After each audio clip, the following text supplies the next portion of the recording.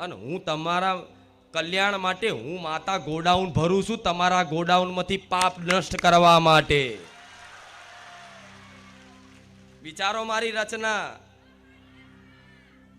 મારી રચના વિચારો તમે. હું તમને અહીં રામ નામ બુક આપું છું, લેખન પુસ્તક આપું છું લખવા માટે.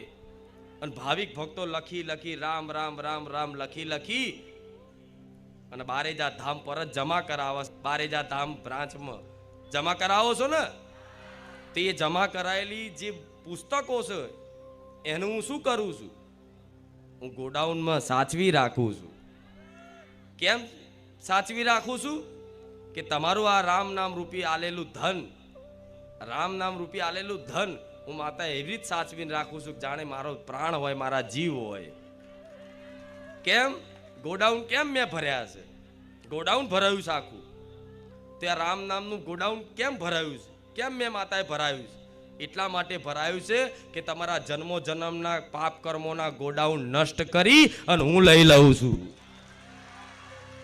હું લઈ લઉં છું બધું. કે લાવો રામનું નામ લઈ અને શુદ્ધ તમારા પાપોનો નાશ કરી અને શુદ્ધ પવિત્ર થઈ અને એ રામ નામ મને પ્રદાન કરી દો. લાવો હું ગોડાઉન ભરીશ, પણ તમારા ગોડાઉનમાં એક પાપ નહીં રવા દઉં.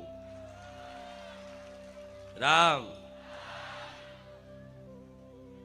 તો ભગવાનના નામના સહારે આ કાળા કળિયુગમાં જો જીવન જીવશો ને, હું એવું કહું છું બહુ આનંદ આવશે, બહુ અલૌકિક આનંદ આવશે. એની હજુ તમને કલ્પનાય નહીં, એની હજુ કલ્પનાય નહીં. તમને એવું કે મારી અંદરનો આનંદ નહીં જોતો. અમારે તો બહાર સંસારમાં અમારે બહુ દુઃખી છે. માં પૈસે ટકીએ, ઘર રહેવા નહીં, આ નહીં, શરીર બીમાર છે, આ નહીં, પેલું નહીં.